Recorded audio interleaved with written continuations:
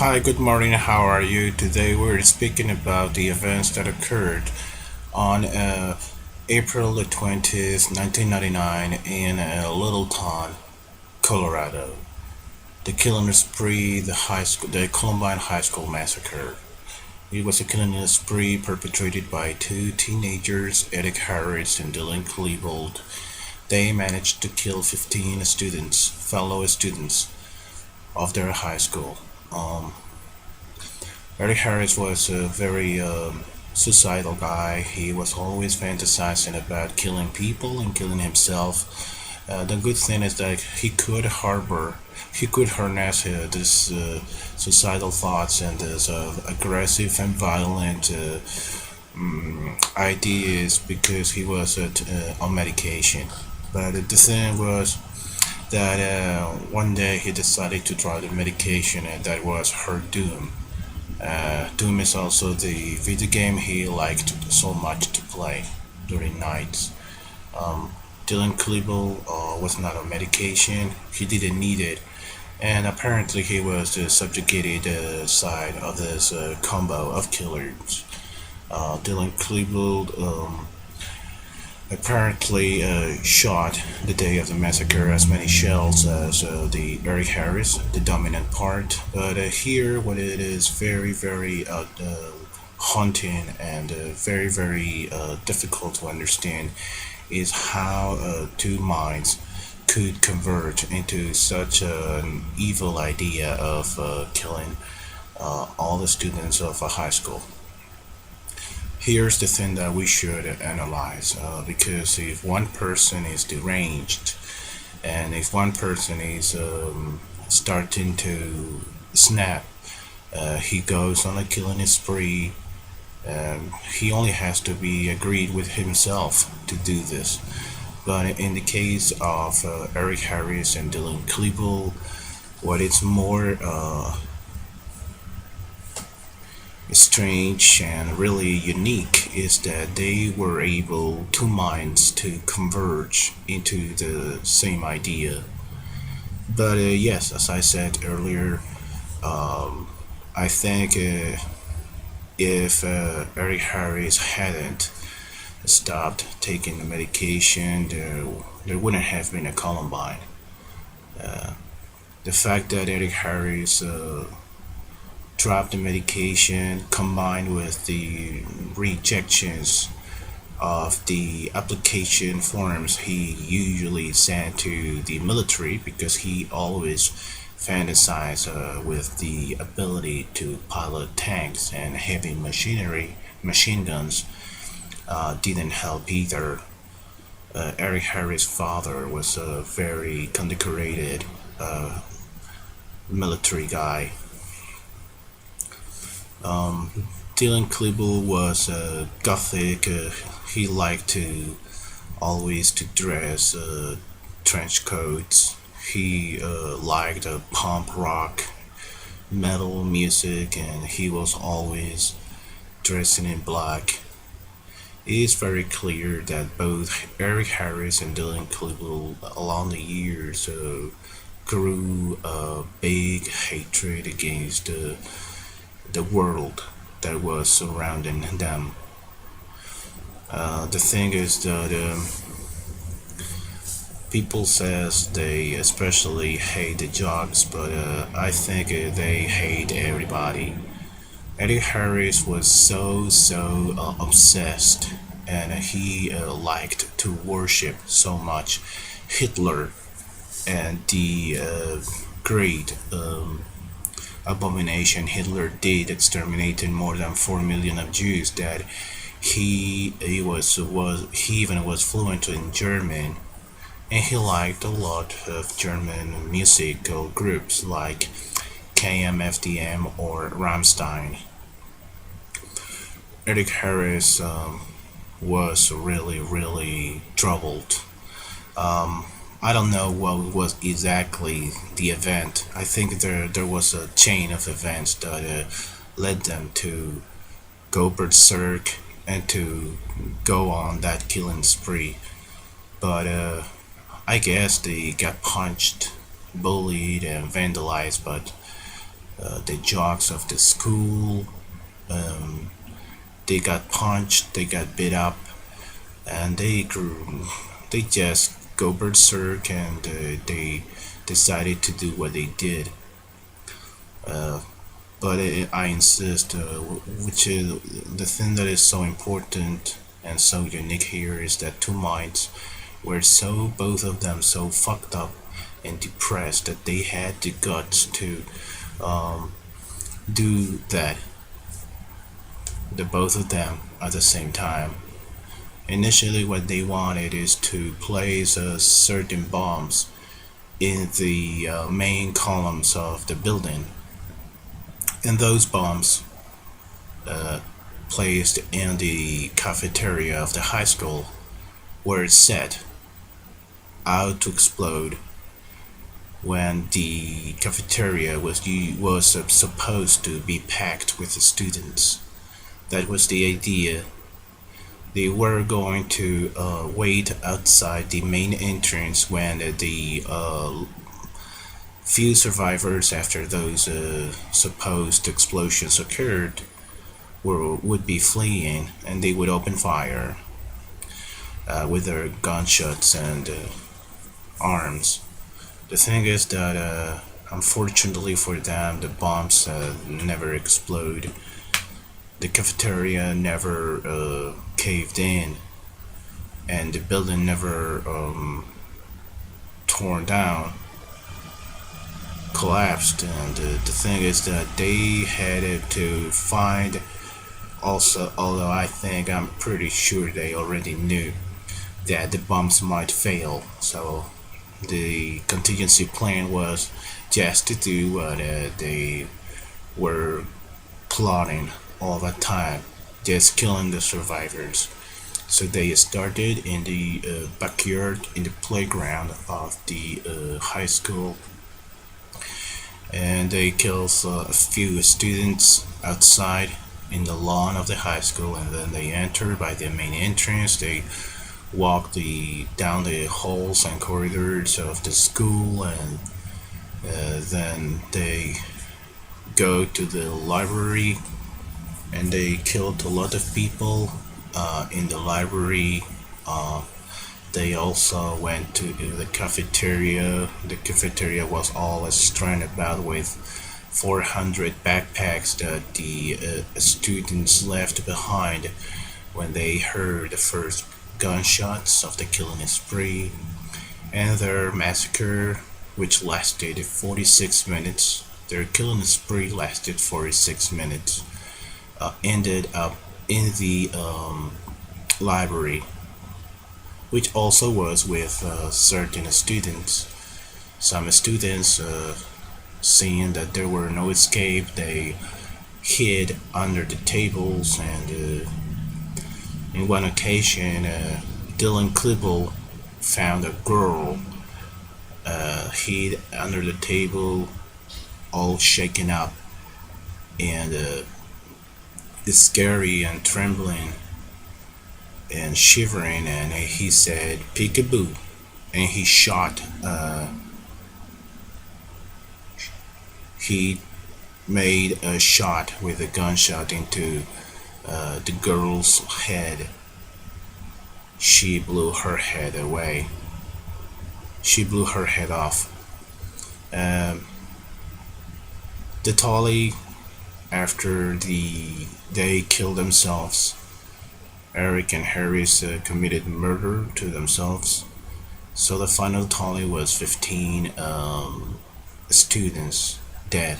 Well, there was some teacher also between the students that died that day. The killing spree lasted 46 minutes, and it's completely outrageous. If I were a parent or a relative of one of those guys murdered or affected with the shells and guns, with the hatred of Eric Harris and Dylan Klibble, I would still be very ticked off and pissed off with the police of Little Town. Why? Because 46 minutes to stop a situation like this are too many minutes. In fact, those 46 minutes, they could have made a lot of shots, more shots, but they decided to put an end to that. But if they had wanted to continue the killing spree, they they could have been even 2 or 3 hours creating havoc, because that was the time when the police and the SWAT team came in and they finally entered the building. So in the end, maybe we even have to say thanks to Eric Harris and Dylan Klebold. Thanks for not continuing your killing spree, because instead of 15, you might have killed 30 or 40 students.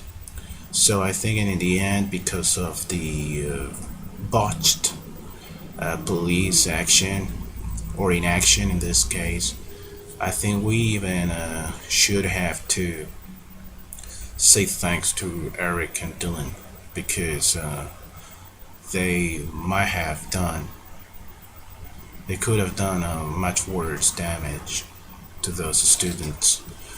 The thing is that it's outrageous that the police were outside the building and students were telling them when they were fleeing the high school, they were telling them they are in the library, you have to enter now, because they are killing students. Police didn't answer. Police didn't listen to them.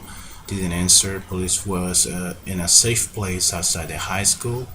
That was what they did. Not even one single cop played hero and decided to enter by himself and try to avoid a massacre. So I'm very agree with the family of the relatives of those that were shot in Columbine, because the police, it's outrageous and it's unacceptable that it takes 46 minutes to the police to enter the building in a situation like this. Imagine if Eric and Dylan would have wanted to continue their killing spree. The damage could have been so bad.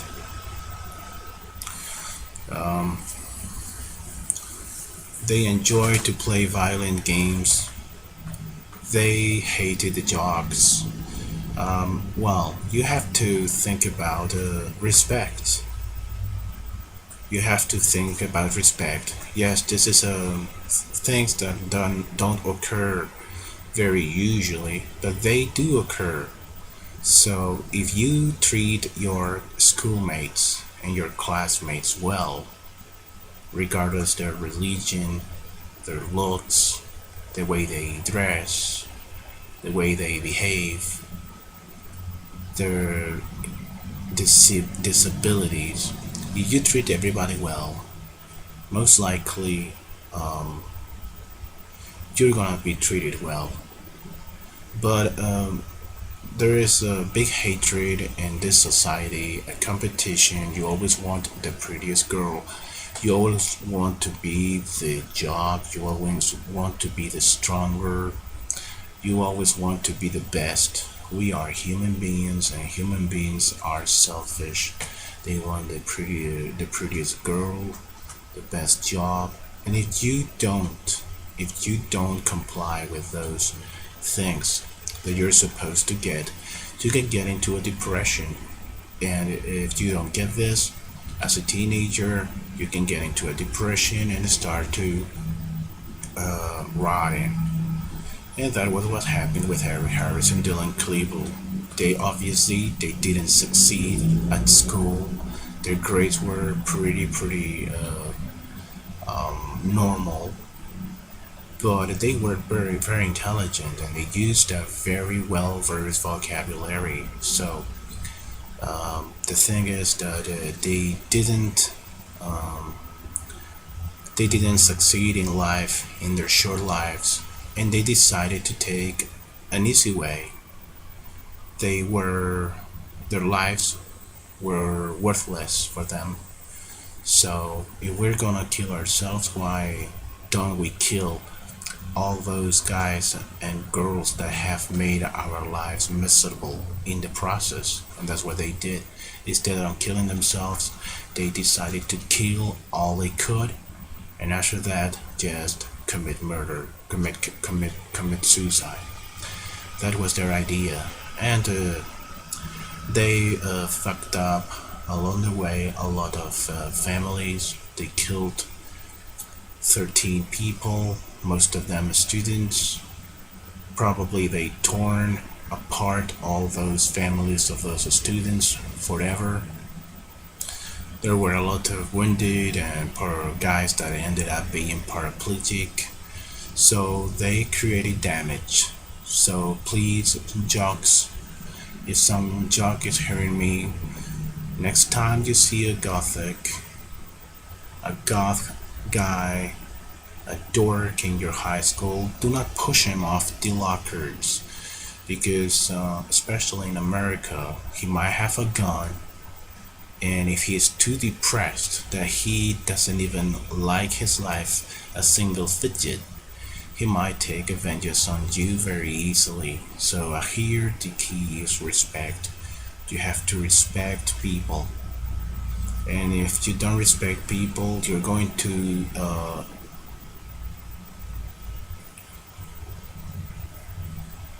inject poison into those disabled people, frustrated, isolated, ostracized people.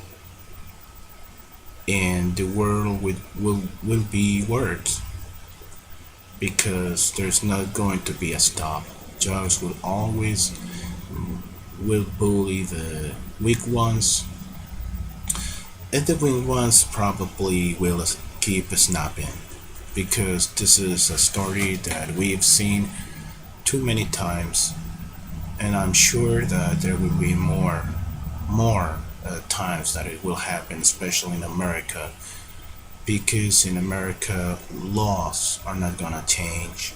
Laws in terms of gun possession laws are not gonna change.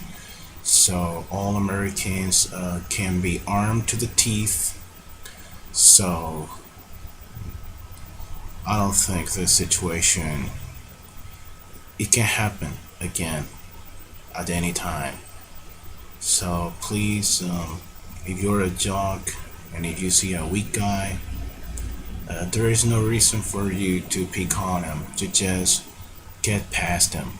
If you don't wanna be friends with him because you think he's ugly or he's disabled or he's stupid or he's a dork, you just get past him. But do not inject them with poison, because one day that poison may fire back on you. Okay, that was my little chat about this massacre. And if only one jock thinks about what I said, and next time he sees a dork, he doesn't take advantage of that. He doesn't take advantage of the stooge. This video might have been worth it. Thank you. Bye now.